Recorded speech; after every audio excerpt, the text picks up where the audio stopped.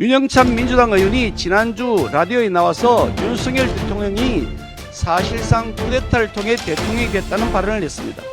국민의 준엄한 선택으로 당선된 대통령을 향해 쿠데타라고 말하는 것은 국민의 선택을 반란으로 본다는 것으로서 민주국가에서 결코 용인될 수 없는 최악의 막말입니다. 윤영찬 의원에게 묻습니다. 지난 대선에서 윤석열 후보를 찍은 1639만 명은 쿠데타 세력입니까? 지난 정권에서 요직을 꿰찼던 윤영찬 의원 역시 문재인 정권 실정의 공동연대 책임을 져야 하는 사람입니다. 등을 통해 당선된 대통령 향해 쿠데타라니 제정신이 아닙니다. 쿠데타 망언으로 1639만 명 국민의 선택을 욕보인 윤영찬 의원은 국민 앞에 정중히 사과해야 마땅합니다. 총체적으로 실패한 지난 정권이 아직도 그립거든 차라리 의원직을 사퇴하고 문재인 전 대통령의 책으로 도배가 되어 있다고는 평상 말 책방으로 가셔서 일손이나 거들어 드리는 것이 좋을 듯합니다. 윤영찬 민주당 의원이 지난주 라디오에 나와서 윤석열 대통령이 사실상 쿠데타를 통해 대통령이 됐다는 발언을 했습니다.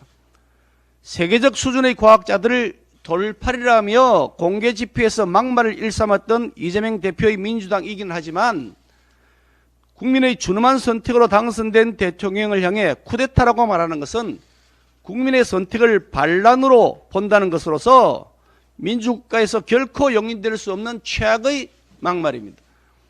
윤영찬 의원에게 묻습니다. 지난 대선에서 윤석열 후보를 찍은 1639만 명은 쿠데타 세력입니까? 아시다시피 윤석열 대통령은 역대 최다 득표로 대통령이 됐습니다. 지난 민주당 정권의 총체적 실패가 정권 교체로 이어졌습니다. 불공정과 내로남불, 윗선의 무능까지 골고루 다 갖췄던 민주당 문재인 정권에 대한 국민의 엄중한 심판이었습니다. 지난 정권에서 요직을 꿰찼던 윤영찬 의원 역시 문재인 정권 실정의 공동연대 책임을 져야 하는 사람입니다. 반성과 사죄도 모자라는 마당에 선거를 통해 당선된 대통령 향해 쿠데타라니 제정신이 아닙니다. 윤영찬 의원은 과거 상대당 대표의 연설이 포털 메인 페이지에 올랐다고 포털 업체에게 들어오라고 지시해서 협박성 직권남용 논란을 빚은 바 있습니다. 인터넷 포털을 자신의 구미에 맞게 통제하려는 윤영찬 의원이 이제는 선거 결과마저도 자기 마음대로 취사 선택하고 선언하고 있는 셈입니다. 쿠데타 망언으로 1639만 명 국민의 선택을 욕보인 윤영찬 의원은 국민 앞에 정중히 사과해야 마땅합니다.